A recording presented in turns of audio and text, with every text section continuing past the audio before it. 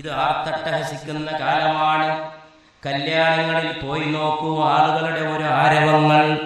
National ഹൈവേയിലൂടെ നൃത്തമാടിക്കൊണ്ട് കടന്നു പോകുന്ന കാലമാണ്. ലൈസൽ ഗരീബു ഗരീബ ശാമി വൽ യമനി, ലൈസൽ ഗരീബു ഗരീബ ശാമി വൽ യമനി.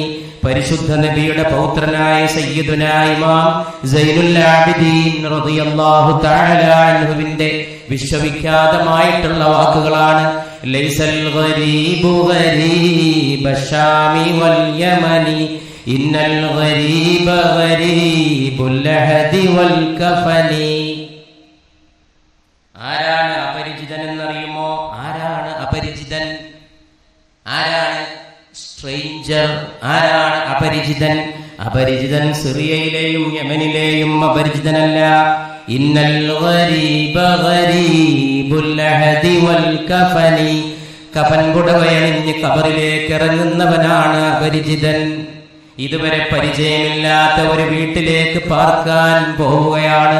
3 ഖണ്ഡം തുണിയുമായി പരിചയമില്ലാത്ത ഒരു ഭവനത്തിലേക്ക് ഒരു വീട് മാറി പാർക്കുന്ന ഒരു വല്ലാത്ത അവസ്ഥാന്തരമാണ്.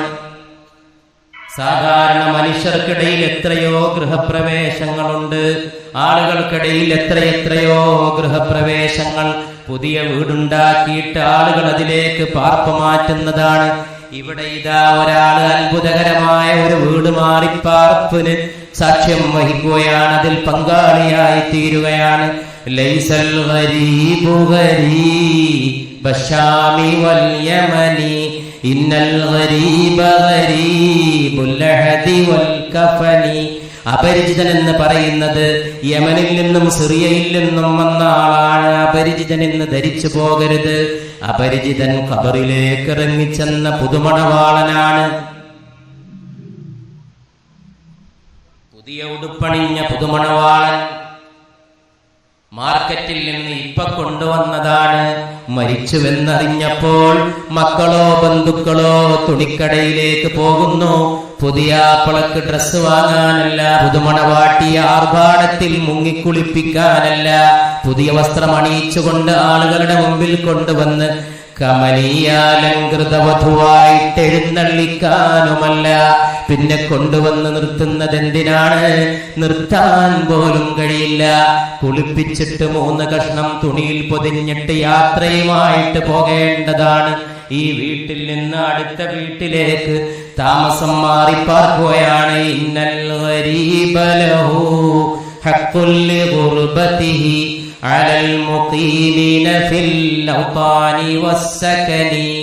പരിശുദ്ധ നബി മുസ്തഫ മുഹമ്മദ് സല്ലല്ലാഹു അലാ മുഹമ്മദ് സല്ലല്ലാഹു അലൈഹി വസല്ലം.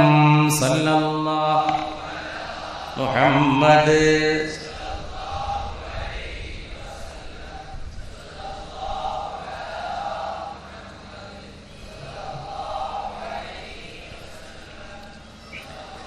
മുഹമ്മദ്. ആകാശഗോളങ്ങളിലെ മലക്കുകൾ പാറി പാറി വന്ന് ഈ സദസ്സിൽ വന്നിരിക്കണം. ഡ്യൂട്ടി സദസ്സ് അറ്റൻഡ് ചെയ്യുന്ന ഡ്യൂട്ടി മാത്രമായിരിക്കണം. ഇന്ന് രാത്രി മലക്കുകൾ നമ്മുടെ സമ്മാന ഭാണ്ഡങ്ങളുമായിട്ട് റൗളയിലേക്ക് പോകണം. ആ ഭാണ്ഡത്തോടൊപ്പം എഴുതി വെക്കപ്പെട്ട പട്ടികയിൽ നമ്മുടെയും നമ്മുടെ മാതാപിതാക്കളുടെയും പേര് സ്ഥലം പിടിക്കണം. അതുകൊണ്ട് സല്ലല്ലാഹു അലാ മുഹമ്മദ്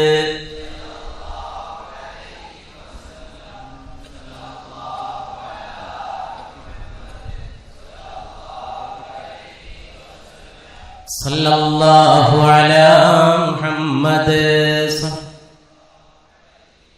ആക്രമണപരതയാണ് ഇന്ന് ആധുനിക നാഗരികതയുടെ ഏറ്റവും വലിയ വെല്ലുവിളി. എവിടെയും ആക്രമണപരതയാണ്.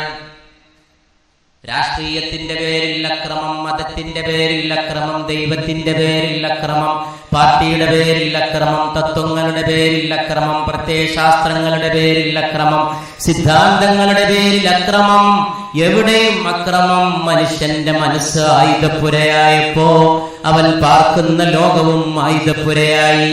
വൈരവും വിദ്വേഷവും ഊഷരഭൂമിയാക്കി തീർത്ത സംസ്കാരത്തിന്റെ മണ്ഡലങ്ങളെ കാരുണ്യത്തിന്റെ അമൃതസേചനം കൊണ്ടുണർത്തണമെന്ന് പഠിപ്പിക്കാനും ഉത്ബോധിപ്പിക്കുവാനുമാണ് ഈ കാരുണ്യം മാത്രമാണ് കരണീയം എന്ന ഈ മദീനയിലേക്കുള്ള പാതയിലെ ഈ പ്രമാണം. എവിടെയും ആക്രമണപരത. കുഞ്ഞുങ്ങൾക്ക് മുതിർന്നവർ വാങ്ങിക്കുന്ന കളിപ്പാട്ടങ്ങൾ പോലും ഇന്ന് ആയുധങ്ങളാണ്. പോയി നോക്കൂ, കളിപ്പാട്ടങ്ങൾ വിൽക്കുന്ന കടകളിൽ തോക്കിന്റെ കളിപ്പാട്ടമുണ്ട്, ബോംബിന്റെ കളിപ്പാട്ടമുണ്ട്, കമ്പ്യൂട്ടർ പ്ലേകൾ ശ്രദ്ധിച്ചു നോക്കൂ. കമ്പ്യൂട്ടറിന്റെ മുമ്പിലിരുന്ന് ഗെയിംസ് കളിക്കുന്ന കുഞ്ഞ് കളിക്കുന്ന കളി എന്താണ്? അവനൊരാളെ ഉണ്ടാക്കുന്നു കമ്പ്യൂട്ടറിൽ, ആ ആള് മറ്റൊരാളുടെ പോക്കറ്റിൽ കിടക്കുന്ന പൈസ മോഷ്ടിക്കണമെങ്കിൽ അവനെ കൊല്ലണം. ആയുധവുമായിട്ട് കമ്പ്യൂട്ടറിന്റെ മുമ്പിലിരിക്കുന്ന കുട്ടി ബട്ടണമർത്തുന്നതനുസരിച്ച്, മൗസ് ചലിപ്പിക്കുന്നതിനനുസരിച്ച് കമ്പ്യൂട്ടറിലെ അവന്റെ മനുഷ്യൻ മുന്നോട്ട് പോകുന്നു, കൊല്ലുന്നു, വെട്ടുന്നു. പോക്കറ്റിലുള്ള പൈസ എടുക്കുമ്പോ കമ്പ്യൂട്ടറിന്റെ മുമ്പിലിരിക്കുന്ന കളിക്കാരന് പോയിന്റ് വർദ്ധിക്കുകയും ചെയ്യുന്നു. സ്പോർട്സ് പോലും ഭീകരം, കല പോലും ഭീകരം. ശാന്തമായി സ്വച്ഛന്തമായി ഒഴുകേണ്ട സംഗീത പ്രവാഹം പോലും ചേഷ്ടകൾ കാണിക്കുന്നവരും ആഭാസങ്ങളും അപസ്മാരയിളകുന്ന ആട്ടങ്ങളുമായി മാറിയ ഭീകരമായ ഒരു കാലഘട്ടം. പരസ്യപ്പലകളിൽ എഴുതി വെക്കുന്ന വാക്കുകളിൽ പോലും ഭീകരതയാണ്, ആക്രമണപരതയാണ്. അതുകൊണ്ട് മദീനയിലേക്കുള്ള പാത ഓർമ്മപ്പെടുത്തുന്നത് ഏറ്റവും വിലപ്പെട്ട മൂല്യം സമാധാനമാണ്. മുറുകെ പിടിക്കേണ്ട ഏറ്റവും വലിയ മൂല്യം സമാധാനമാണ്. ഹിന്ദുവാകട്ടെ, മുസൽമാനാകട്ടെ, ക്രൈസ്തവനാകട്ടെ, പാഴ്സിയാകട്ടെ, ബൗദ്ധനാകട്ടെ, ജിനനാകട്ടെ, സിഖുകാരനാകട്ടെ, മതമുള്ളവനാകട്ടെ, മതമില്ലാത്തവനാകട്ടെ, മനുഷ്യനായിട്ട് എല്ലാവർക്കും പാർക്കാവുന്ന ഇടമായി ഈ ഭൂമിയെ മാറ്റിയെടുക്കണം. ആകാശമെന്ന മേലാപ്പിന്റെ ചോട്ടിൽ, ഭൂമി എന്ന വിരിപ്പിന്റെ മീതെ എല്ലാ മനുഷ്യർക്കും ഒന്നായിട്ട് പാർക്കാൻ കഴിയണമെങ്കിൽ മാനവ നാഗരികതയെ കാരുണ്യത്തിന്റെ തിരുഗേഹത്തിലേക്ക് തിരിച്ചു കൊണ്ടുപോകണം. ബാഹ്യാലങ്കാരത്തിന്റെ വർണ്ണപ്പൊലിമക്ക് പകരം മനുഷ്യന്റെ ഉള്ളിന്റെ ഈണവും അവന്റെ ഇണക്കവും അവന് നഷ്ടപ്പെട്ട താളവും തിരിച്ചു കൊണ്ടുവരണം. ഉള്ളിന്റെ ഉള്ളിൽ കരുണയുടെ ഒരു വിത്ത് മുളക്കണം. കരുണയുടെ ഒരു വിത്ത് മുളക്കണം. ആലോചിച്ചു നോക്കൂ. കേരളത്തിൽ കഴിഞ്ഞ ദിവസം ഒരു ചെറുപ്പക്കാരനെ കൊന്നത് സഹപാഠികളാണ്. മാതാപിതാക്കൾ കോളേജിൽ കൊണ്ടുപോയിട്ട് ചേർത്തതാണ്. കൊന്നത് കൂടെ പഠിക്കുന്നവരാണ്. അതിനൊരു കെയർ ഓഫ് റാഗിംഗ്, കൊലപാതകത്തിന് എന്ത് പേരിട്ടും വിളിക്കാവുന്ന ബീഭത്സ കാലഘട്ടമേ, ജീവന് വിലയില്ലാത്ത കാലമേ, ആഗോളവൽക്കരണത്തിന്റെ ഉദാരവൽക്കരണത്തിന്റെ ഈ കാലഘട്ടത്തിൽ സകല സാധനങ്ങൾക്കും ഇന്നലെ നാം ഇവിടെ പറഞ്ഞ പോലെ വില കുതിച്ചുയരുമ്പോ ഒരു സാധനത്തിന് മാത്രം വിലയിടിയുന്നു. പാവം മനുഷ്യൻ, ദുഃഖിക്കുന്ന മനുഷ്യൻ. അവന്റെ ജീവന് വിലയില്ല, അവന്റെ രക്തത്തിന് വിലയില്ല. തെരുവിലൂടെ പച്ചവെള്ളം ഒഴുകുന്ന പോലെ മാനവന്റെ രക്തം ഒഴുകുമ്പോ ജീവന്റെ വില ഉയർത്തണമെന്ന് വിളിച്ചു പറയാൻ ഡിഗ്നിറ്റി ഓഫ് ലൈഫ്, ജീവന്റെ ഒരു മഹാത്മ്യം, ഹ്യൂമൻ ഡിഗ്നിറ്റി, മാനവന്റെ ഒരു മഹാത്മ്യം, മനുഷ്യന്റെ ഒരു മഹത്വം. ഇന്നലെയും നാം കേട്ട പോലെ നാളെയും കേൾക്കേണ്ട പോലെ, കേട്ടാലും ആവർത്തിച്ച് കേട്ടാലും ഇമ്പം പോകാത്ത വാക്കുപോലെ 15 നൂറ്റാണ്ട് മുമ്പ് മദീനയുടെ തെരുവിലൂടെ ഒരു യഹൂദന്റെ മൃതദേഹം വിലാപയാത്രയായിട്ട് കൊണ്ടുപോകുമ്പോ പരിശുദ്ധ മുഹമ്മദ് നബി സല്ലല്ലാഹു അലൈഹി വസല്ലം ജീവിച്ചിരിക്കുന്ന മനുഷ്യനോട് പോലുമല്ല, മരണപ്പെട്ട ദേഹത്തോട് ബഹുമാനം പ്രകടിപ്പിക്കാൻ വേണ്ടി എഴുന്നേറ്റ് നിന്നപ്പോ അതൊരു യഹൂദന്റെ ദേഹമാണെന്ന് ആരോ ഒരാൾ ഉണർത്തിയപ്പോ എന്താ അദ്ദേഹം മനുഷ്യനല്ലേ എന്ന പുണ്യ നബിയുടെ തിരുചോദ്യം സല്ലല്ലാഹു അലൈഹി വസല്ലം. ആ ചോദ്യത്തെ ഹൃദയത്തിൽ സ്ഥാപിക്കുവാനാണ് ഈ കാലഘട്ടത്തിൽ ശ്രമിക്കേണ്ടത്. ആഘോഷത്തിമർപ്പല്ല, ആശ്വാസത്തീർപ്പ് വേണം. ഉള്ളിന്റെ ഉള്ളിൽ ഒരു ആശ്വാസത്തീർപ്പ് വ്യക്തികളെ സമാധാനത്തിലേക്ക് കൊണ്ടുവന്നാൽ ലോക സമാധാനം എളുപ്പമാക്കി തീർക്കാൻ സാധിക്കും. മനുഷ്യന്റെ മനസ്സ് ആയുധപ്പുരകളായപ്പോ, രാജ്യം ഭരിക്കുന്ന ഭരണാധികാരികളുടെ മാനസങ്ങൾ ആയുധപ്പുരകളായപ്പോ, അവർ ഭരിക്കുന്ന ലോകവും ആയുധപ്പുരകളായി. എല്ലാ ആക്രമണങ്ങളുടെയും ഇര പാവപ്പെട്ട മനുഷ്യനായി, അവന്റെ ഓമന മക്കളായി. എല്ലാ യുദ്ധങ്ങളിലും ഏറ്റവും വലിയ കെടുതികൾ അനുഭവിക്കുന്നത് പാവപ്പെട്ട കുഞ്ഞുമക്കളാണ്. ലോകത്തിന്ന് റിസർച്ച് പോലും നടക്കുന്നുണ്ടെന്നാണ് ഞാൻ മനസ്സിലാക്കിയിട്ടുള്ളത്. യുദ്ധക്കെടുതികൾ കുഞ്ഞുങ്ങളെ എങ്ങനെ ബാധിക്കുന്നുവെന്ന വിഷയത്തിൽ ചുറ്റുപാടും ദുരന്തമാണ്, ചുറ്റുപാടും ദുഃഖമാണ്, ചുറ്റുപാടും കഥനമാണ്. ഞാൻ അറിഞ്ഞ കാര്യങ്ങളുടെ ഒരംശമെങ്കിലും നിങ്ങൾ അറിഞ്ഞിരുന്നുവെങ്കിൽ നിങ്ങൾ വളരെ കുറച്ചു മാത്രം ചിരിക്കുകയും ധാരാളം കരയുകയും ചെയ്യേണ്ടി വരുമെന്ന് പരിശുദ്ധ നബി റസൂൽ സല്ലല്ലാഹു അലൈഹി വസല്ലം. ദൈവം അവന്റെ സൃഷ്ടിജാലങ്ങൾക്ക് സുഹൃതമായി നൽകിയതാണ് കാരുണ്യം. മദീനയിലേക്കുള്ള പാതയിലെ ഇക്കൊല്ലത്തെ ഈ 2-ാം ദിനത്തിലെ കാരുണ്യം മാത്രമാണ് കരണീയമെന്ന പ്രമേയം ചർച്ചക്കെടുക്കുമ്പോൾ പുണ്യനബിയുടെ ഒരു വാക്ക് മനസ്സിൽ നിന്ന് നിങ്ങൾ കളയരുതെന്റെ പ്രിയപ്പെട്ട സഹോദരങ്ങളെ. തള്ളയാട് അതിന്റെ കുഞ്ഞാട് പാല് കുടിക്കാൻ അതിന്റെ അകിടിലേക്ക് വരുന്നത് നിങ്ങൾ കണ്ടിട്ടുണ്ടോ എന്ന് അനുയായികളോട് ഒരു ദിവസം ചോദിക്കുകയാണ് പരിശുദ്ധ റസൂൽ സല്ലല്ലാഹു അലൈഹി വസല്ലം. അനുയായികളും അനുചരവൃന്ദവും പറഞ്ഞു, അതേ ഞങ്ങൾ കണ്ടിട്ടുണ്ട്. എങ്കിൽ കുഞ്ഞാടിന്റെ മൃദുലമായ മേനി, ആ മേനിയിൽ തന്റെ കുളമ്പ് തട്ടിയിട്ട് കുഞ്ഞാടിന്റെ തൊലിയും അതിന്റെ ശരീരവും നൊന്തു പോകാതിരിക്കാനാണ് കുളമ്പുള്ള തന്റെ കാല് തള്ളയാട് ഉയർത്തിപ്പിടിക്കുന്നത്. അതുപോലും ദൈവകാരുണ്യമാണെന്ന് പഠിപ്പിച്ച മുഹമ്മദ് നബി മുസ്തഫ സല്ലല്ലാഹു അലൈഹി വആലിഹി വഅസ്ഹാബിഹി വസല്ലം. അവിടുന്ന് പഠിപ്പിച്ചു അതുപോലും ഉന്നതമായ കാരുണ്യമാണ്. സുനഹരി ജാലിയോं को अब नजर आने का मौका दो. അവിടുന്ന് അന്ത്യവിശ്രമം കൊള്ളുന്ന റൗളയിലേക്കൊന്ന് കാണാൻ, അതിന്റെ സുവർണ അഴികളെ ഒന്ന് കണ്ണുകൊണ്ട് കാണാൻ ഒരവസരം ലഭിക്കണം. ഫക്കീറോ കോ ഷഹേ ബത്ഹാ ഉധർ ആനേ കാ മൗകാ ദോ. ഞങ്ങൾ പാവങ്ങൾക്ക് ബത്ഹയുടെ ചക്രവർത്തിയെ, ലോകത്തിന്റെ തിരുനാഥനായ ചക്രവർത്തിയെ, പരിശുദ്ധ റസൂലേ ചക്രവർത്തിയെ സല്ലല്ലാഹു അലൈഹി വസല്ലം അങ്ങയുടെ മുമ്പിലൊന്ന് വന്ന് നിൽക്കാൻ, അങ്ങ് പഠിപ്പിച്ച കാരുണ്യത്തെ ആത്മാവിനോട് പരിരംഭണം ചെയ്ത് നിൽക്കാൻ, ആശ്ലേഷം ചെയ്ത് നിൽക്കാൻ, മനുഷ്യനെ മനുഷ്യനായിട്ട് കാണണമെന്ന് പഠിപ്പിക്കാൻ മദീനയിലേക്കൊരു പാത. മനുഷ്യൻ മാത്രം, ഒറ്റ പരിഗണന, മനുഷ്യൻ മനുഷ്യൻ മനുഷ്യൻ മാത്രം. ഒരു മഹാകവി പറഞ്ഞു പോയി, മനുഷ്യൻ. എത്ര സുന്ദരമായ പേര്, മനുഷ്യൻ, എത്ര സുന്ദരം. സുനാഹേ ഖാക് സേ തെരീ നുമൂദ് ഹൈ ലേകിൻ തെരീ സരിഷ്ത് മഹേ കൗകബി വ മഹ്താബി.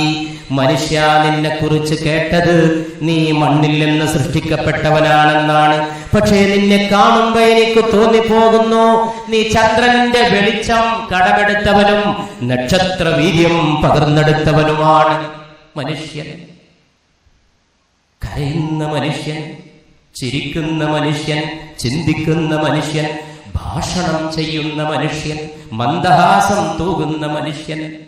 ശ്രീബുദ്ധന്റെ മനുഷ്യത്വം ഓർക്കൂ. ഭർത്താവ് മരണപ്പെട്ട വീട്ടിലെത്തിയിട്ട് ഭാര്യയുടെ മുഖത്ത് നോക്കിയിട്ട്, പെങ്ങളെ ദുഃഖമാണോ? നിന്റെ കാന്തൻ വിട പറഞ്ഞുവല്ലേ? കപിലവസ്തുവിന്റെ പുത്രനായ സിദ്ധാർത്ഥന്റെ, ഗൗതമന്റെ ദുഃഖം അല്ല, ഗൗതമന്റെ കാരുണ്യം, ഗൗതമന്റെ കാരുണ്യം. എന്റെ സീത പതിവ്രതയാണെന്ന് പറഞ്ഞ വാൽമീകിയുടെ കാരുണ്യം. ഇയം പരിശുദ്ധ സമാചാര അപാപ പരിദേവത. ഇയം പരിശുദ്ധ സമാചാര അപാപ പരിദേവത എന്ന വാൽമീകിയുടെ വാക്കിൽ മുഴങ്ങുന്ന കാരുണ്യം. എന്റെ സീത പരിശുദ്ധയും പതിവ്രതയുമാണ്. സ്ത്രീത്വത്തിന്റെ കാരുണ്യ വിശുദ്ധി അതിന്റെ പാതിവൃത്യത്തിന്റെ ഭംഗിയിലാണ് യേശുവിന്റെ കാരുണ്യം. ലേവി എന്ന ചെറുപ്പക്കാരന്റെ കൈപിടിച്ച് യേശു നടന്നു പോകുമ്പോ ലേവി താഴ്ന്നവരിൽ താഴ്ന്നവരും പാവപ്പെട്ടവരിൽ പാവപ്പെട്ടവരുമാണ്. അതുകൊണ്ട് യഹൂദ സമുദായത്തിലെ മുതലാളിമാർ ചോദിച്ചു, നിനക്ക് ഇവനെയല്ലാതെ വേറെ ആരെയും കിട്ടിയില്ലയോ യേശുവേ? ലേവി എന്ന പാവപ്പെട്ട ചെറുപ്പക്കാരന്റെ കൈപിടിച്ച് ഈസാ നബി എന്ന യേശുക്രിസ്തു നടന്നു പോകുമ്പോ യഹൂദികൾ ചോദിച്ചു, ഇവനെയല്ലാതെ വേറെ ആരെയും നിനക്ക് കിട്ടിയില്ലയോ എന്ന്. യേശു അതിന് മറുപടിയായിട്ട് പറഞ്ഞ വാക്ക് ഓർക്കണം. രോഗിക്കല്ലയോ വൈദ്യന്റെ ആവശ്യമുള്ളതെന്ന് യേശുക്രിസ്തു പ്രതികരിച്ചു. രോഗിക്കാണ് വൈദ്യന്റെ ആവശ്യമുള്ളത്. ദുഃഖിക്കുന്ന മനുഷ്യന് കാരുണ്യത്തിന്റെ അമൃത് നൽകണം. അതുകൊണ്ട് തള്ളയാടിന്റെ അകിടിലേക്ക് കുഞ്ഞാട് പാല് കുടിക്കാൻ വരുമ്പോ ആ കുഞ്ഞാടിന്റെ മൃദുലമായ മിനുസമുള്ള ഇപ്പ പ്രസവിച്ച തന്റെ പ്രിയപ്പെട്ട കുഞ്ഞിന്റെ മേനിയിൽ തന്റെ പരുപരുത്ത കുളമ്പുള്ള കാല് തട്ടി, പാവപ്പെട്ട എന്റെ പൊന്നോമന പൈതലേ, നിന്റെ തടി വേദനിക്കരുതേ എന്ന് കരുതി തള്ളയാട് അതിന്റെ കുളമ്പുള്ള കാല് ഉയർത്തിപ്പിടിക്കുന്നത് പോലും അല്ലാഹുവിന്റെ കാരുണ്യമെന്ന് പഠിപ്പിച്ച പരിശുദ്ധ മുഹമ്മദ് മുസ്തഫ सल्लल्लाहु अलैहि वसल्लम दिलों में करवटे लेती हुई बेकल तमन्नाएं, दिलों में करवटे लेती हुई बेकल तमन्नाएं, ये कहती है कि कदमों में बिखर जाने का मौका दो, ये कहती है कि कदमों में बिखर जाने का मौका दो. പരിശുദ്ധ റസൂലേ മുസ്തഫ സല്ലല്ലാഹു അലൈഹി വസല്ലം. ഈ സദസ്സൊന്ന് ആലോചിക്കണം. അത്ഭുതമല്ലേ ഈ സദസ്സ്? വർഷത്തിൽ കോഴിക്കോട്ട് കടപ്പുറത്ത് നടക്കുന്നത് എത്ര വലിയ പുണ്യമാണ്. മേനി കാട്ടാനല്ല, പ്രകടനത്തിനല്ല, ശക്തി പ്രകടനത്തിനല്ല. ഇത് ശക്തി പ്രകടിപ്പിക്കാനല്ല, ആരുടെയെങ്കിലും മുമ്പിൽ ബോധ്യപ്പെടുത്തിയിട്ട് എന്തെങ്കിലും നേടാനല്ല. സുഹൃതത്തിന്റെ ഒരു വിളക്ക് കത്തിച്ചു വെക്കാൻ, കൊടുങ്കാറ്റ് വന്നാലും അണയാത്ത ഒരു ദീപം, ഏത് പ്രതിസന്ധിയിലും ഹൃദയത്തിൽ കത്തേണ്ട ഒരു ദീപം. ആനന്ദൻ എന്ന ശിഷ്യൻ വന്നുകൊണ്ട് ശ്രീബുദ്ധന്റെ മുമ്പിൽ നിൽക്കുമ്പോ ആനന്ദൻ ചോദിച്ചു, ബുദ്ധനെ വെളിച്ചം തരൂ. ശ്രീബുദ്ധൻ മറുപടിയായിട്ട് മൊഴിഞ്ഞു, ആനന്ദ, നീ തന്നെയല്ലയോ നിന്റെ വെളിച്ചം എന്റെ പ്രിയപ്പെട്ട ശിഷ്യനെ. ഓരോരുത്തരുടെയും അകത്ത് ഒരു വെളിച്ചമുണ്ടാകണം, ഒരു വെളിച്ചത്തിന്റെ പ്രദർശനം സംഭവിക്കണം. ആ വെളിച്ചമുണ്ടാകണം. ആ വെളിച്ചത്തിലേക്ക് തിരിച്ചു പോകാൻ വെളിച്ചത്തിന്റെ വെളിച്ചമേ, പ്രകാശത്തിന്റെ പ്രളയമേ പരിശുദ്ധ റസൂൽ സല്ലല്ലാഹു അലൈഹി വസല്ലം. ഇവിടെ വന്നിരിക്കുന്ന നിങ്ങളല്ലയോ മഹാന്മാർ, നിങ്ങളല്ലയോ തേട്ടക്കാർ, നിങ്ങളല്ലയോ നേട്ടക്കാർ. നിങ്ങളുടെ മനസ്സിലല്ലയോ അമ്പിളി ഉദിക്കുന്നത്, നിങ്ങളുടെ മനസ്സിലല്ലയോ നക്ഷത്രങ്ങൾ ജ്വലിക്കുന്നത്, നിങ്ങളുടെ മനസ്സിലല്ലയോ പൂക്കൾ പൂത്തുല്ലസിക്കുന്നത്. തളിരുകൾ കിനാക്കളാകുന്നതും കിനാക്കൾ തളിരിടുന്നതും, മരങ്ങൾ പൂത്തു നിൽക്കുന്നതും, കുന്നു മുഴുവൻ ഉദ്യാനമാകുന്നതും, ഉദ്യാനം മുഴുവൻ തൂമണം നിറയുന്നതും നിങ്ങളുടെ ഹൃദയത്തിലല്ലയോ? അതുകൊണ്ട് തുമ്ഹാരാ സിക്ർ ഹം ഹോഠോം പെ കർത്തേ ഹൈ രോ രോ കർ. പരിശുദ്ധ നബിയേ സല്ലല്ലാഹു അലൈഹി വസല്ലം, സലാത്തങ്ങ് കടന്നു ചെല്ലണം ആത്മാവിന്റെ ആഴങ്ങളിലേക്ക്. കഴിഞ്ഞ തവണ ഈ സദസ്സിൽ പങ്കെടുത്ത ഒരുപാട് സഹോദരങ്ങൾ പുണ്യനബിയെ രാത്രി കണ്ട സംഭവങ്ങൾ പലരും പറഞ്ഞു. അതിലൊരു സഹോദരൻ പറഞ്ഞു, രാത്രി മദീനയിലേക്കുള്ള പാതയിൽ ഇരുന്ന ശേഷം ഞാൻ എന്റെ വീട്ടിൽ പോയി ഉറക്കം വരാതെ തിരിഞ്ഞും മറിഞ്ഞും കിടന്ന് കരഞ്ഞ് പ്രാർത്ഥിച്ചതിന്റെ പിറകെ അർദ്ധരാത്രി കഴിഞ്ഞ് കാണും എന്റെ വീട്ടിലതാ, എന്റെ ഉറക്കത്തിലതാ രണ്ടു ലോകങ്ങളെയും മയക്കുന്ന മന്ദസ്മിതവുമായി പരിശുദ്ധ റസൂൽ സല്ലല്ലാഹു അലാ മുഹമ്മദ്.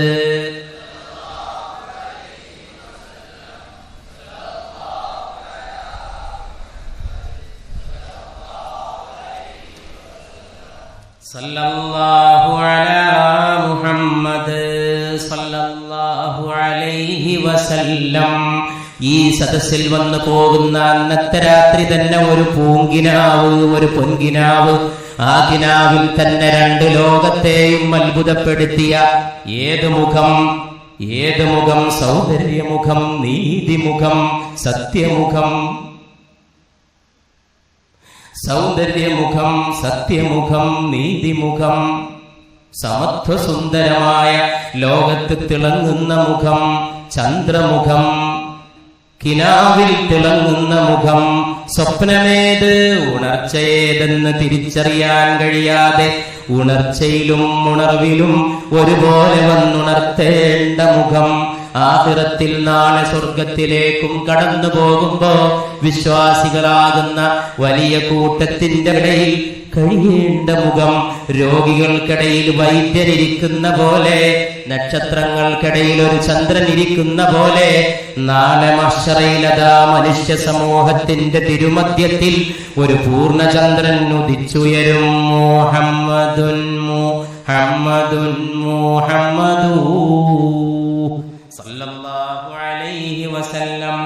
തുമ്ഹാരാ जिक्र होठों पे करते हैं हम रो रो कर नबिയെ. അങ്ങേ ഞങ്ങൾ ഞങ്ങളുടെ ചുണ്ടുകളെ കൊണ്ട് ഓർക്കുന്നത് കരഞ്ഞു കരഞ്ഞുകൊണ്ടാണ് നബിയെ, കരഞ്ഞുകൊണ്ട് മാത്രമാണ് നബിയെ. അങ്ങയുടെ പട്ടണത്തിൽ വന്നണയാൻ, അങ്ങയുടെ മുമ്പിൽ വന്ന് നിൽക്കാൻ രണ്ട് ലോകത്തും ഞങ്ങൾക്ക് അങ്ങയുടെ തത്വവും മാത്രമാണ് അഭയം. പരിശുദ്ധ റസൂലേ, സുനഹരി ജാലിയോं को अब नजर आने का मौका दो.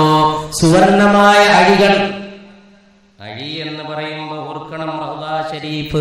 മലക്കുകൾ വന്ന് എപ്പോഴും വീണ് കിടക്കുന്ന റൗദാ ഷരീഫ്, കാറ്റിന് പോലും വഴികിട്ടാത്ത റൗദാ ഷരീഫ്, മലായികത്ത് വന്ന് തിങ്ങി നിറയുന്ന റൗദാ ഷരീഫ്, മനുഷ്യൻ വന്ന് കണ്ണീരൊഴുക്കുന്ന റൗദാ ഷരീഫ്. ഭൂലോകത്ത് ഏറ്റവും കൂടുതൽ മനുഷ്യരുടെ കണ്ണീർ വീണ മണ്ണേത് എന്ന കാര്യത്തിൽ ആർക്കും ശങ്ക വേണ്ട. അത് മദീന നഗരിയിലെ ഹറമിലെ മസ്ജിദുൻ നബവിയിലെ പുണ്യനബിയുടെ റൗളക്കടുത്തുള്ള ഇടമാണ്. അവിടുത്തെ തൂണുകളിൽ താങ്ങിപ്പിടിച്ചു നിന്ന് കരയുന്ന പരസഹസ്രം ജനങ്ങളുടെ മുമ്പിൽ സുൻഹരി ജാലിയോं को अब नजर आने का मौका दो. सुनहरी जालियों को अब नजर आने का मौका दो. ആ സുവർണ അഴികൾ, ആ റൗദയുടെ സുവർണ അഴികൾ, അതൊന്ന് കാണാനുള്ള ഒരവസരമുണ്ടാകണം. ഫഖീറോं को शहेबत हा उधर आने का मौका दो. ഈ പാവങ്ങളായ ഞങ്ങൾക്ക് ബത്ഹയുടെ ചക്രവർത്തിയെ അവിടെ വന്ന് വരാനുള്ള അവസരം അല്ലാഹു നൽകണമെന്ന് ഞങ്ങൾ അല്ലാഹുവോട് പ്രാർത്ഥിക്കുവാനാണ് പരിശുദ്ധ നബിയേ മുസ്തഫ മുഹമ്മദ് സല്ലല്ലാഹു.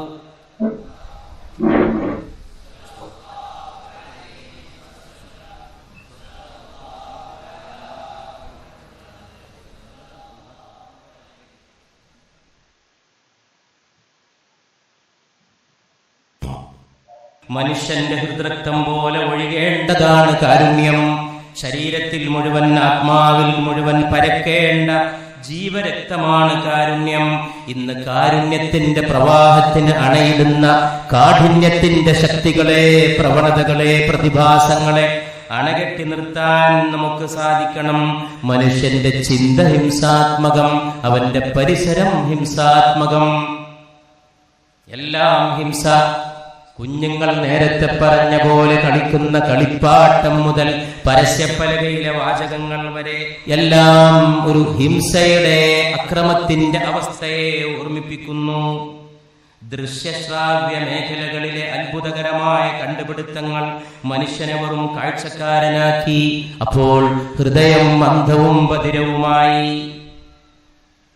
അതുകൊണ്ട് മനുഷ്യനിന്ദയും ദൈവനിന്ദയും ഒന്നാണെന്ന തിരിച്ചറിവിന് സമയമായിരിക്കുന്നു. ദൈവത്തെ പ്രീതിപ്പെടുത്താൻ, മതത്തെ ഉയർത്തിപ്പിടിക്കാൻ പാവപ്പെട്ട മനുഷ്യന്റെ നെഞ്ചിലേക്ക് കഠാരി കുത്തിയിറക്കുന്ന വർഗീയത മതമാണെന്ന് തെറ്റിദ്ധരിച്ചു പോയ ആളുകളുടെ കരങ്ങളിൽ നിന്ന് അവർ ഹൈജാക്ക് ചെയ്യുന്ന മതത്തെ അവരുടെ കയ്യിൽ നിന്ന് തിരിച്ചു പിടിക്കാൻ സകല മതങ്ങളുടെയും വിശ്വാസികൾ അണിചേരണമെന്ന് ഓർമ്മിപ്പിക്കാൻ കാരുണ്യം മാത്രമാണ് കരണീയം.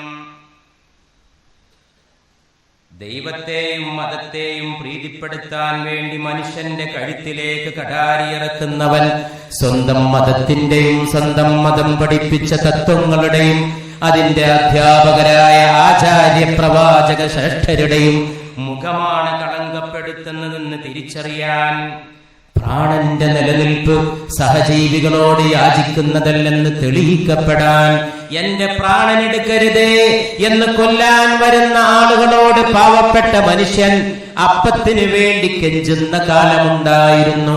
പച്ചവെള്ളത്തിന് വേണ്ടി കെഞ്ചുന്ന കാലവും കഴിഞ്ഞുപോയി. ഇപ്പൊ സ്വന്തം പ്രാണന് വേണ്ടി കേഴേണ്ട ഒരു കാലം വരുമ്പോ ജീവന്റെ ആദാന പ്രദാനങ്ങൾ കാരുണ്യത്തിന്റെ അടിത്തറയിൽ പ്രതിഷ്ഠാപിതമാണെന്ന് ഒരിക്കൽ കൂടി മാനവ സമൂഹത്തെ ബോധ്യപ്പെടുത്തേണ്ട ഒരു ചുറ്റുപാടിൽ സാങ്കേതിക വിദ്യ മനുഷ്യനെ മാംസയന്ത്രമാക്കുമ്പോൾ മാനവ നാഗരിക എന്നത് കനിവും കാരുണ്യവുമാണെന്ന് നിരന്തരം ഉത്ബോധിപ്പിക്കുവാനാണ് മദീനയിലേക്കൊരു പാത പരിശുദ്ധ റസൂൽ. പണമാണ് എല്ലാം എന്ന അവസ്ഥയിൽ നിന്ന് മനുഷ്യനെ മോചിപ്പിച്ച് അവന്റെ തത്വങ്ങളും അവന്റെ ജീവിതത്തിന്റെ അടിത്തറയും ഉയർത്തിപ്പിടിക്കാൻ വലിയ ഒരു പണക്കാരനെ കുറിച്ച് വിശുദ്ധ ഖുർആൻ സൂചിപ്പിക്കുന്നുണ്ട്. ഹാമാൻ, ധനികരിൽ ധനികനായ ഹാമാൻ, വലിയ ദുർമോഹിയായ ഹാമാൻ, ഫറവോൻ, ഈജിപ്ത് ഭരിച്ചിരുന്ന ഫറവോന്റെ സ്വന്തക്കാരനായ ഹാമാൻ. ഈ ഹാമാനെ സംബന്ധിച്ച് പറയുമ്പോൾ ഖുർആന്റെ ഒരു അത്ഭുതം ഓർക്കേണ്ടതുണ്ട്. ഹാമാനെ കുറിച്ച് 6 സ്ഥലത്താണ് വിശുദ്ധ ഖുർആൻ പരാമർശിക്കുന്നത്. പക്ഷേ ഇതെന്താണെന്ന് അടുത്ത കാലം വരെ ആരാണ് ഹാമാൻ എന്ന് പലർക്കും മനസ്സിലാക്കാൻ സാധിച്ചിരുന്നില്ല.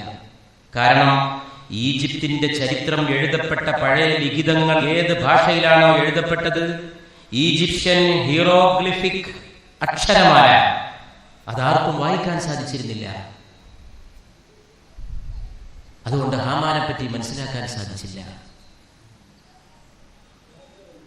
പക്ഷെ ഈ രേഖകളിൽ ഹാമാനെ പറ്റി പരാമർശം ഉണ്ടായിരുന്നു. ക്രിസ്തബ്ദം 2-ാം നൂറ്റാണ്ടിലും 3-ാം നൂറ്റാണ്ടിലും ഈജിപ്തിൽ ക്രിസ്തുമതം പരന്നു. അതിനെ തുടർന്നുണ്ടായ സാംസ്കാരിക മാറ്റങ്ങളുടെ പേരിൽ വിശ്വാസത്തിൽ മാറ്റങ്ങളുണ്ടായി, ഭാഷയിൽ മാറ്റമുണ്ടായി.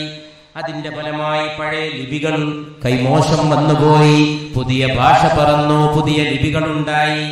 അതുകൊണ്ട് ഈജിപ്ഷ്യൻ ഹീറോഗ്ലിഫിക് അക്ഷരമാല, ഹീറോഗ്ലിഫിക് സ്ക്രിപ്റ്റ് വായിക്കാൻ കഴിയാത്ത ഒരു സാഹചര്യം വന്നപ്പോ ഹാമാന്റെയും ഫറവോന്റെയും ചരിത്രം വിസ്മൃതമായിട്ട് മാറിയപ്പോ അതിനൊരു മാറ്റമുണ്ടായി. 1799 റോസറ്റ സ്റ്റോൺ എന്നറിയപ്പെടുന്ന BC 196 എഴുതപ്പെട്ട ഫലകം വായിക്കപ്പെട്ടു. 1799 ആദ്യമായിട്ടത് വായിക്കപ്പെട്ടത്. 3 ഭാഷയിലാണ് ഈ ലിഖിതം രേഖപ്പെടുത്തിയിരുന്നത്. എന്റെ പ്രിയപ്പെട്ട സഹോദരങ്ങളെ ശ്രദ്ധിക്കണം, ഇമാതിരിയുള്ള അറിവുകളൊക്കെ വളരെ അത്ഭുതകരമാണ്. ഈജിപ്ത് ഭരിച്ചിരുന്ന ഫറവോന്റെ രേഖകൾ പഠിക്കാൻ ശ്രമിച്ചപ്പോൾ 1799 അത് വായിച്ചു. ഹീറോഗ്ലിഫിക്, ഡിമോറ്റിക്, ഗ്രീക്ക് 3 ഭാഷകളിലാണ് ഇത് എഴുതപ്പെട്ടിരുന്നത്. ഈ 3 ഭാഷകളുടെയും ലിപിയിൽ എഴുതപ്പെട്ട ഈ ഫലകം വായിച്ച വലിയ ചരിത്ര പണ്ഡിതൻ ജാൻ ഫ്രാങ്കോയിസ് ഷാംപോളിയൻ അത് പരിഭാഷപ്പെടുത്തിയപ്പോ അതിലതാ ഫറവോന്റെ സ്വന്തക്കാരനായ ഹാമാൻ എന്ന വലിയ വ്യക്തിയെക്കുറിച്ചുള്ള പരാമർശമുണ്ട്. എന്താണ് ഇദ്ദേഹത്തിന്റെ ജോലിയെന്നും ആ രേഖയിൽ പറയുന്നുണ്ട്. ജോലി മറ്റൊന്നുമല്ല, കൽപ്പണിക്കാരുടെ നേതാവായിരുന്നു ഹാമാൻ. വിശുദ്ധ ഖുർആൻ പറയുകയാണ്, وقال فرعون يا أيها الملأ ما علمت لكم من إله غيري فأوقد لي يا هامان على الطين فاجعل لي صرحا لعلي أطلع على إله موسى وإني لأظنه من الكاذبين. മൂസാ നബി അലൈഹിസ്സലാം മോശെ പ്രവാചകൻ ഫറവോനെയും ഹാമാനെയും കൂട്ടരെയും ഏകദൈവത്വത്തിലേക്കും മനുഷ്യന്റെ സമത്വത്തിലേക്കും ക്ഷണിച്ചു. പിരമിഡ് കെട്ടിപ്പൊക്കാൻ വേണ്ടി ആയിരക്കണക്കിന് മനുഷ്യന്മാരെ മർദ്ദിച്ചൊതുക്കിയ ഇസ്രായേലി സമൂഹത്തെ അടിച്ചമർത്തിയ, മനുഷ്യന്റെ രക്തം കൊണ്ട് കൈകഴുകിയ ഫറവോന്റെ മുമ്പിൽ ചെന്ന് മോശെ പ്രവാചകൻ ദൈവത്തിന്റെ വചനങ്ങൾ കേൾപ്പിച്ചപ്പോ ഫറവോൻ അതിനെ നിഷേധിച്ചുകൊണ്ട് പറയുകയാണ്, وقال فرعون يا أيها الملأ ما علمت لكم من إله غيري. ഫിറഔൻ തന്റെ അടുത്തവരായ മന്ത്രിമാരോടും മന്ത്രിമുഖ്യന്മാരോടും ഭരണരംഗത്തെ ഉന്നതരോടും അവരോട് പറഞ്ഞു, ഞാനല്ലാത്ത ഒരു ദൈവം നിങ്ങൾക്കുള്ള കാര്യം എനിക്കറിഞ്ഞുകൂടല്ലോ. ഞാനല്ലയോ നിങ്ങളുടെ ദൈവം? ലോകത്തെ ഏത് ഏകാധിപതിയും ദൈവം ചമയാൻ ശ്രമിച്ചു, മനുഷ്യരെ അടിച്ചമർത്താൻ ശ്രമിച്ചു, അവരെ കൊന്നൊടുക്കി, അവരുടെ നെഞ്ചത്ത് ചവിട്ടി, അവന്റെ മാനമെടുത്ത് ചവിട്ടി താഴ്ത്തി. അങ്ങനെയുള്ള ഏകാധിപതികളിൽ ഏകാധിപതിയായ ഫറവോൻ പറയുകയാണ്, ഞാനല്ലാതെ നിങ്ങൾക്ക് വേറെ ഒരു ദൈവമുള്ള കാര്യം എനിക്കറിഞ്ഞുകൂടാ, ഞാൻ തന്നെയാണ് നിങ്ങളുടെ ദൈവം. അതുകൊണ്ട്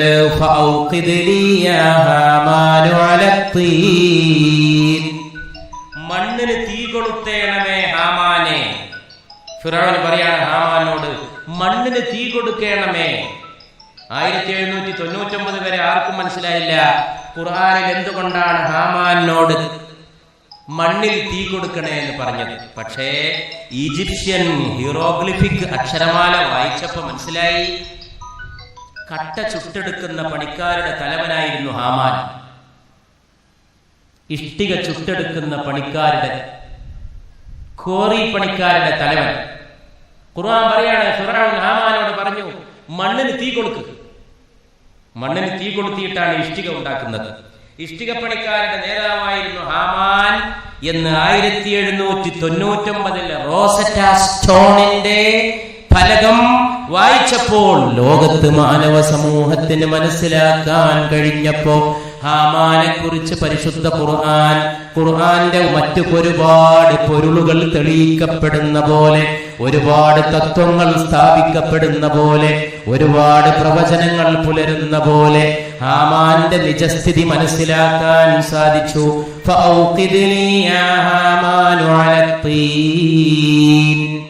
ഫറവോൻ പറഞ്ഞു, ഹാമാനെ മണ്ണിന് തീ കൊളുത്ത്,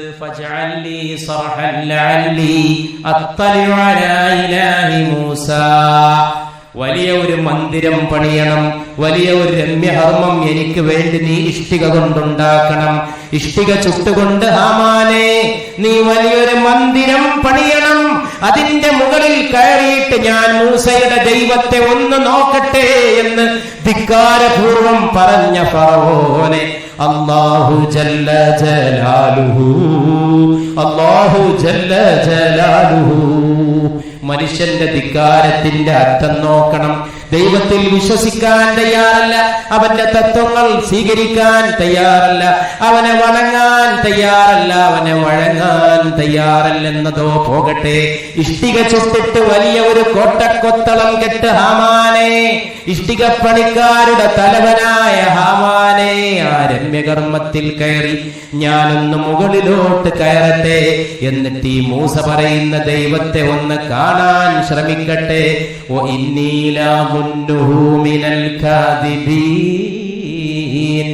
ഈ മൂസ നുണ പറയുന്നവരിൽപ്പെട്ട ആളാണെന്നാണ് ഞാൻ വിചാരിക്കുന്നതെന്ന് ഫറവോൻ പറഞ്ഞു ഹാമാനോടെന്ന് പരിശുദ്ധനായ അല്ലാഹു അവന്റെ തിരുഗ്രന്ഥത്തിൽ അവന്റെ പരിശുദ്ധ റസൂലിലൂടെ സല്ലല്ലാഹു അലാ മുഹമ്മദ് വസല്ലം സല്ലല്ലാഹു അലാ മുഹമ്മദ്. ലോകത്ത് പല പരിപാടികളും സമയം തെറ്റി നടക്കുന്നുണ്ടാകാം. പക്ഷേ ഇത് സമയവും നിയമവും പാലിക്കുന്ന പരിപാടിയായതുകൊണ്ട് ഓരോ നിമിഷത്തെ പറ്റിയും ഇവിടെ ഇരിക്കുമ്പോ എന്റെ പ്രിയപ്പെട്ട സഹോദരങ്ങൾക്ക് ബോധ്യമുണ്ടാകണം. ഓരോ നിമിഷവും തിളങ്ങണം.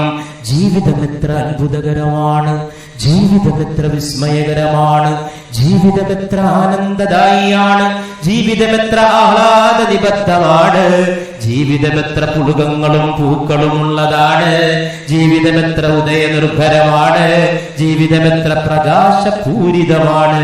നന്മയിലൂടെ പ്രവഹിക്കുന്ന ജീവിതത്തെക്കാൾ ആനന്ദകരമായിട്ട് മറ്റെന്തുണ്ട്? ഈ സദസ്സിൽ നിൽക്കുമ്പോ ഞാൻ ആൽബർട്ട് ഐൻസ്റ്റീനെ പലതവണ ഓർത്തു പോകും. ഇത്തരമൊരു സദസ്സിൽ നിൽക്കുമ്പോ ഐൻസ്റ്റീനാണ് ലോകത്ത് ആദ്യമായിട്ട് പറഞ്ഞത് സമയം ആപേക്ഷികമാണ്, ഒറ്റ സമയമില്ല. ഇവിടെ വന്നിട്ട് പുണ്യനബിയുടെ സദസ്സിൽ നിൽക്കുമ്പോ 1 മണിക്കൂർ പോകുന്നത് എത്ര പെട്ടെന്നാണ്, 2 മണിക്കൂർ പോകുന്നത് എത്ര പെട്ടെന്നാണ്. ഇങ്ങനെ ഒരു സദസ്സല്ലാത്ത വേറെ വല്ല സദസ്സിലുമായിരുന്നെങ്കിൽ 1 മിനിറ്റ് പോലും ഇഴഞ്ഞു നീങ്ങുമ്പോ ഇവിടെ വരുമ്പോ കുതിരയുടെ വേഗത്തിൽ, മിന്നൽ പ്രകാശത്തിന്റെ വേഗത്തിൽ സമയം സഞ്ചരിക്കുമ്പോ ലോകപ്രശസ്ത ശാസ്ത്രജ്ഞനായ ആൽബർട്ട് ഐൻസ്റ്റീനെ സല്യൂട്ട് ചെയ്യാതിരിക്കാൻ സാധിക്കില്ല. ഐൻസ്റ്റീന്റെ തത്വം സമയം ആപേക്ഷികമാണ്, ഒറ്റ സമയം ഒരിടത്തുമില്ല.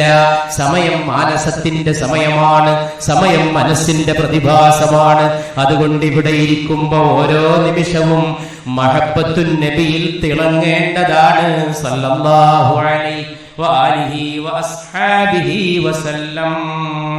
പരിശുദ്ധ നബിയുടെ തിളക്കത്തിലൂടെ വലൗ സമിഉ ഫി മിസ്ര ഔസാഫ ഖദ്ദിഹി ലമാ ബദലു ഫി സൗമ യൂസുഫ ലഖദി ലവാമി സലീഖ ലൗ റഅയ്ന ഹുസ്നഹു ലഅശ്റഫ ബിഖത്ഇ ഖുലൂബി അലൽ യദി. പരിശുദ്ധ നബിയുടെ തിരുപത്നി മഹദീമണി ആയിഷ റളിയല്ലാഹു അൻഹാ പറയുകയാണ്, യൂസുഫിന്റെ സൗന്ദര്യം കണ്ടിട്ട് ഉന്മത്തരായി മാറിയ ഈജിപ്തിലെ പെണ്ണുങ്ങൾ കയ്യിൽ നൽകപ്പെട്ട കത്തി കൊണ്ട് യൂസുഫ് എന്ന സൗന്ദര്യധാമത്തിന്റെ സുന്ദര പുരുഷന്റെ സൗന്ദര്യം കണ്ടിട്ട് കത്തി കൊണ്ട് മുറിക്കേണ്ട പഴങ്ങൾക്ക് പകരം കത്തി കൊണ്ട് വിരല് മുറിച്ചതിനെ ഓർത്തുകൊണ്ട് പുണ്യനബിയുടെ പത്നി പറയുകയാണ്, യൂസുഫിന്റെ സൗന്ദര്യത്തിൽ മതിമറന്നുപോയ ഈജിപ്തിലെ പെണ്ണുങ്ങളെങ്ങാനും പുണ്യനബി മുഹമ്മദിന്റെ സൗന്ദര്യം കണ്ടിരുന്നുവെങ്കിൽ സല്ലല്ലാഹു അലൈഹി വസല്ലം വലൗ സമിഉ ഫീ മിസ്ര ഔസാഫ ഖദ്ദിഹി ലമാ ബദലു ഫീ സൗമി യൂസുഫ ലഖദി. ആയിഷ കവയത്രിയായിരുന്നു, പുണ്യനബിയുടെ തിരുപത്നി കവയത്രി ആയിഷ, മഹദീമണി ആയിഷ, നുബുവത്തിന്റെ കിടക്ക പങ്കിട്ട ആയിഷ, സ്വപ്നമണി ആയിഷ, ധർമ്മമണി ആയിഷ, പുണ്യമണി ആയിഷ, സുഹൃതമണി ആയിഷ, പരിവർത്തനനാഥമേ ആയിഷ, ലോകനാരികളുടെ നായികയെ ആയിഷ. ആയിഷ, ജിബ്രീൽ നിനക്ക് സലാം പറയുന്നു ആയിഷ, നീ നാളെ സ്വർഗത്തിലും എന്റെ പത്നിയായിരിക്കും എന്റെ ആയിഷ, എന്റെ പ്രിയപ്പെട്ട ഹുമൈറ എന്ന് പരിശുദ്ധ റസൂൽ സല്ലല്ലാഹു അലൈഹി വസല്ലം തന്റെ പ്രിയപ്പെട്ട ജീവിതനാഥനെ അല്ലാഹുവിന്റെ റസൂലിനെ ഈജിപ്തിലെ പെണ്ണുങ്ങൾ കണ്ടാൽ ലവാമി സലീഖ ലൗ റഅയ്ന ഹുസ്നഹു ലഅശ്റഫ ബിഖത്ഇൽ ഖുലൂബി അലൽ യദി. അവർ കയ്യല്ല മുറിക്കുക, നബിയുടെ സൗന്ദര്യമെങ്ങാനും അവർ കണ്ടിരുന്നെങ്കിൽ സ്വന്തം ഹൃദയം തന്നെ കത്തികൊണ്ട് കഷ്ണിച്ചു പോകുമായിരുന്നുവെന്ന് മഹദീമണി ആയിഷത്തു സിദ്ദീഖ റളിയല്ലാഹു തആല അൻഹാ പറഞ്ഞ പോലെ പരിശുദ്ധ നബിയെ സ്നേഹിച്ച സഹാബത്തിന്റെ വൃത്താന്തങ്ങളിലൂടെ നമ്മൾ ഈ കാരുണ്യയാത്ര മുന്നോട്ട് തുടരുകയാണ്. വീണ്ടും കണ്ടുമുട്ടാൻ, വരാൻ പോകുന്ന വർഷങ്ങളിലും ഒരുമിച്ച് കൂടാൻ, വീണ്ടും ഒരു മന്ദസ്മിതം, മദീനയിലേക്കുള്ള പാതയിൽ ഒരു ഹസ്തദാനം, മദീനയിലേക്കുള്ള പാതയിൽ ഒരു സ്നേഹദാനം, മദീനയിലേക്കുള്ള പാതയിൽ ഒരു മന്ദഹാസദാനം, മദീനയിലേക്കുള്ള പാതയിൽ ഒരു വരദാനം, ഒരു പുണ്യനാദം, ഒരു പുണ്യദാനം. പൂക്കാത്ത തളിർക്കാത്ത മരങ്ങൾ നിറഞ്ഞ ഈ ലോകത്ത് സ്നേഹമരമായി എന്നും പൂത്തു നിൽക്കുന്ന പരിശുദ്ധ നബിയുടെ തണലിലൊരു വിശ്രമം. പരിശുദ്ധ മുഹമ്മദ് സല്ലല്ലാഹു അലൈഹി വസല്ലം. ഒരു സഹാബി അവിടുത്തെ മുമ്പിൽ വന്നുകൊണ്ട് പറയുകയാണ്, ഞാൻ എപ്പോഴും അങ്ങയെപ്പറ്റി ആലോചിച്ചിരിക്കുന്നു. ഈ സദസ്സിൽ നമ്മുടെ ഹൃദയങ്ങളിലേക്കും പിന്നെ നമ്മുടെ ജീവിതത്തിലേക്കും വിരുന്നു വരുമ്പോ, പുണ്യനബിയുടെ ഓർമ്മകളുമായിട്ട് കടന്നു പോകുമ്പോ ഈ സംഭവങ്ങൾ മനസ്സിൽ സൂക്ഷിക്കണം. എപ്പോഴും ഞാൻ അങ്ങയെപ്പറ്റി ഓർക്കുന്നു. പരിശുദ്ധ റസൂലേ, വീട്ടിലായിരിക്കുമ്പോൾ എനിക്ക് അങ്ങയെ കാണാനിട്ട് അസ്വാസ്ഥ്യം, അപ്പൊ ഞാൻ ഓടി അണയും. ഇവിടെ വന്നിട്ട് വീണ്ടും തിരിച്ചു പോയാൽ വീണ്ടും അങ്ങയെ കാണാൻ കമ്പം വരും. ഇരിക്കട്ടെ, ഇതൊക്കെ ഇഹലോകത്തല്ലേ നടക്കൂ. അങ്ങും ഞാനും മരണപ്പെട്ടു പോയാലോ, അങ്ങ് നിര്യാണം പ്രാപിച്ചു പോയാലോ, സ്വർഗത്തിൽ എനിക്ക് പ്രവേശിക്കാൻ കഴിഞ്ഞാലും എനിക്ക് അങ്ങേ എപ്പോഴും കാണാൻ കഴിഞ്ഞെന്ന് വരില്ലല്ലോ. അങ്ങ് ഉയരങ്ങളുടെ ഉയരത്തിലായിരിക്കുമല്ലോ. ഇതാലോചിച്ചിട്ട് എനിക്ക് എന്റെ ഉത്കണ്ഠയും എന്റെ ആദിയും തീർത്താൽ തീരാത്ത ആദിയാണെന്റെ നബിയെ എന്നൊരു സഹാബി വന്ന് പറയുമ്പോ സങ്കടം കൊണ്ട് കുറച്ചു നേരത്തേക്ക് പുണ്യ നബി മൗനിയായിരുന്നു പോയി. മറുപടി പറയാതെ മൗനിയായിട്ടിരുന്നു പോയപ്പോ ജിബ്രീൽ അലൈഹിസ്സലാം വഹ്യുമായിട്ട് വന്നു. മൻ യുതിഇല്ലാഹ വറസൂല فأولئك مع الذين أنعم الله عليهم من النبيين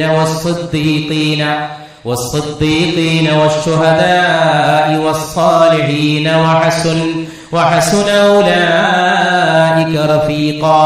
അള്ളാഹുവിനെയും അവന്റെ റസൂലിനെയും അനുസരിച്ചവരാരോ അവർ അള്ളാഹു അനുഗ്രഹിച്ച പ്രവാചകന്മാരോടും സിദ്ദീഖുകളോടും ശുഹദായിനോടും സാലിഹുകളോടും ഒപ്പമാണ്.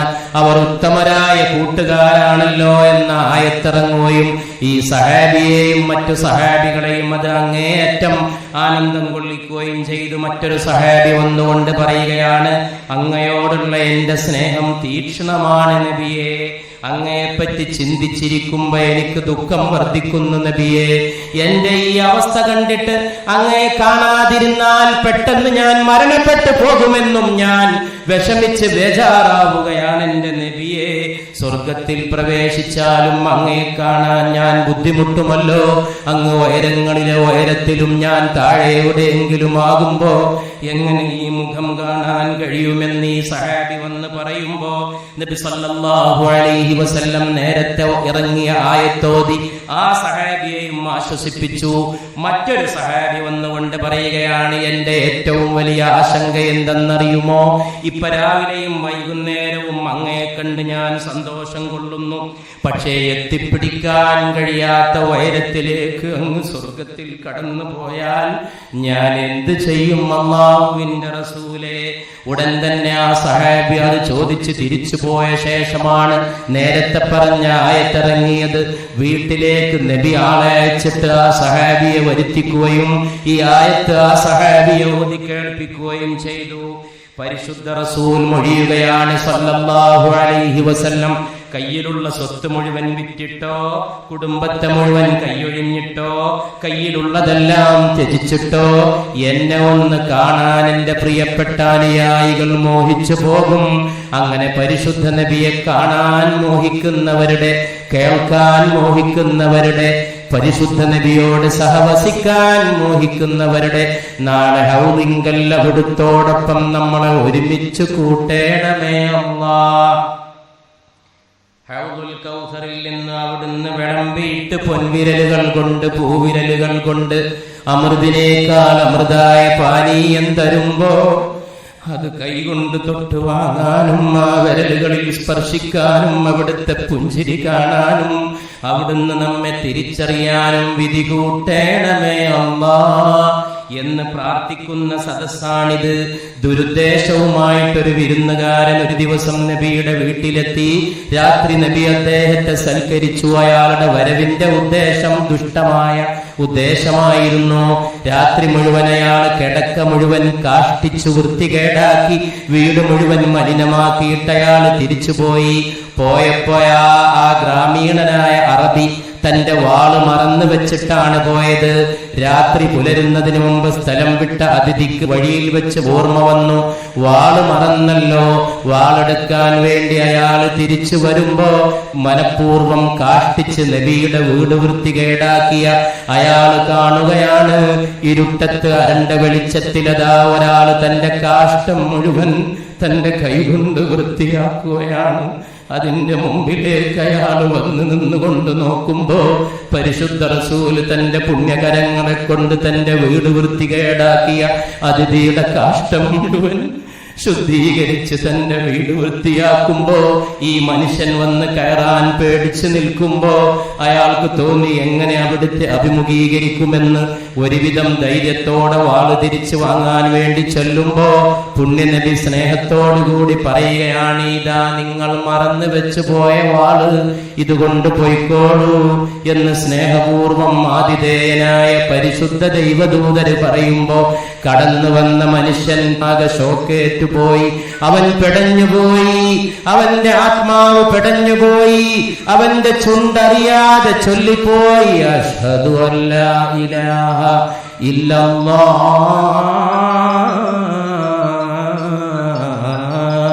വ അഷ്ഹദു അന്നക റസൂലുള്ളാഹ്. അബ്ദുല്ലാഹി ഇബ്നു അംർ ഇബ്നുൽ ആസ് ഒരു ദിവസം ഒരു കാവി നിറമുള്ള കുപ്പായം അണിഞ്ഞു വന്നു.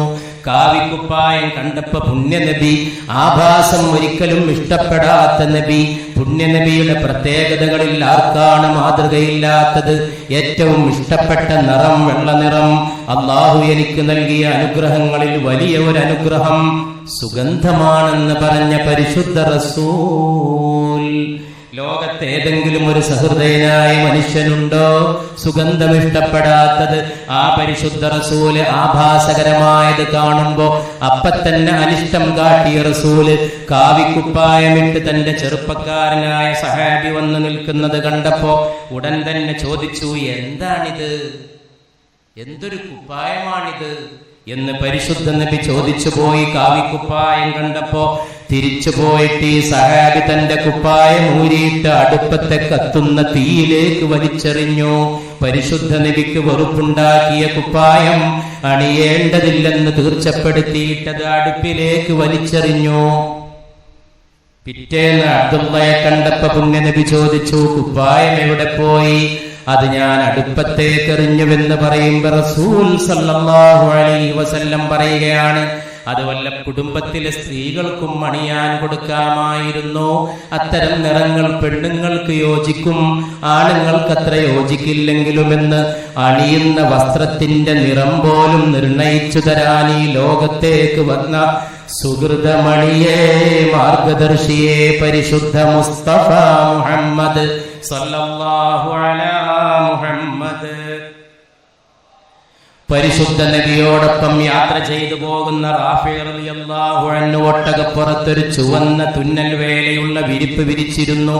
അതിന്മേലിരുന്നപ്പോ ആ ചുവപ്പ് നിറമുള്ള ആർഭാടങ്ങളൊന്നും ഇഷ്ടപ്പെടാത്ത നബി സല്ലല്ലാഹു അലൈഹി വസല്ലം, അലങ്കാരങ്ങളോട് പ്രതിപത്തിയില്ലാത്ത നബി സല്ലല്ലാഹു അലൈഹി വസല്ലം, ലാളിത്യത്തിന്റെ ആവിഷ്കാരം പോലെ ഒരു പുണ്യപ്രവാചകൻ സല്ലല്ലാഹു അലൈഹി വഅസ്ഹാബിഹി വസല്ലം ഈ പുണ്യനബിയോടൊപ്പം യാത്ര ചെയ്യുന്നത് എത്ര വലിയ ഭാഗ്യമാണ്. കൊല്ലത്തിൽ ഒരിക്കൽ ഇങ്ങനെ ഒരു സദസ്സിൽ വന്നിരിക്കുമ്പോ നിങ്ങളും ഞാനും നമ്മുടെ നബിയുടെ പിന്നാലെയല്ലയോ കാലെടുത്ത് വെച്ച് മുന്നോട്ട് നടന്നു പോകുന്നത്? ഇവിടെ ഇരിക്കുമ്പോ എന്റെ പ്രിയപ്പെട്ട സഹോദരങ്ങൾ ആ പുണ്യങ്ങൾ കാണുന്നില്ലയോ? ആ കാലുകളെ അനുഗമിക്കുന്നില്ലയോ? ആ വാക്കുകൾ കേൾക്കുന്നില്ലയോ? ആ മന്ദഹാസം കാണുന്നില്ലയോ? ആ അമ്പിളി തിങ്കൾ കലയുടെ പ്രകാശത്തിൽ നിങ്ങളുടെ ആത്മാവുകൾ ശോഭിക്കുന്നില്ലയോ? പ്രിയപ്പെട്ടവരെ, റാഫി റളിയല്ലാഹു അൻഹു ഈ ചോദ്യം കേട്ടു. ഈ തുന്നൽ വേല കണ്ടപ്പോ തന്നെ ചോദിച്ചു, റസൂല് ചോദിച്ചു, ചുവപ്പ് നിറം നല്ല ഇഷ്ടമാണല്ലേ എന്ന് പരിശുദ്ധ നബി ചോദിച്ചു. പരിഭ്രമിച്ചു പോയി റാഫി റളിയല്ലാഹു അൻഹു. എഴുന്നേറ്റ് നിന്നുപോയി. എത്രത്തോളം എന്നാൽ ഈ സംഭവം ഉദ്ധരിച്ച സഹാബി രേഖപ്പെടുത്തുകയാണ്, ഒട്ടകത്തിന് പോലും അവിടെ പരിഭ്രമമുണ്ടായി. ഈ സഹാബിയുടെ ബേജാറ് കണ്ടിട്ട് വിരിപ്പ് എടുത്ത് നീക്കിയ ശേഷമാണ് റാഫി റളിയല്ലാഹു അൻഹു യാത്ര തുടരുന്നത്. പരിശുദ്ധ റസൂൽ സൈനബ് ബിൻത് ജഹ്ഷ് റളിയല്ലാഹു അൻഹ സഹോദരിമാരുടെ എത്രയെത്ര മാതൃകകളാണ് പരിശുദ്ധ നബിയിലേക്ക് തിരിഞ്ഞു നോക്കുമ്പോ സഹാബിയത്തായ വനിതകളുടെ പരിശുദ്ധ മുസ്തഫ മുഹമ്മദ് സല്ലല്ലാഹു അലൈഹി വസല്ലം അവിടുന്ന് വിവാഹം കഴിച്ചു സൈനബ് ബിൻത് ജഹ്ഷിനെ, ജഹ്ഷിന്റെ മകൾ സൈനബിനെ. സൈനബിന്റെ അടുക്കലേക്ക് വിവാഹ സന്ദേശവുമായിട്ടൊരാൾ വരികയാണ്.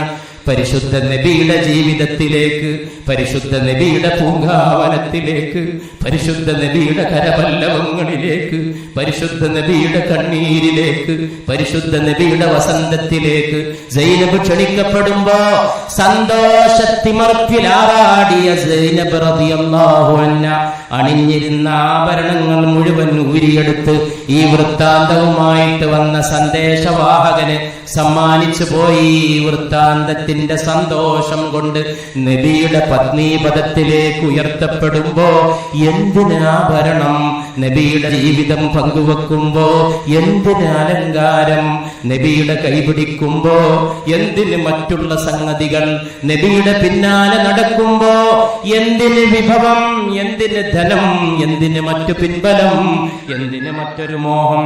ഉമ്മു ഹക്കീം റളിയല്ലാഹു അൻഹയെ പോലെ, ഉമ്മു ഹറാം റളിയല്ലാഹു അൻഹയെ പോലെ, ആയിഷ റളിയല്ലാഹു അൻഹയെ പോലെ, ഉമ്മു ഹക്കീം റളിയല്ലാഹു അൻഹ.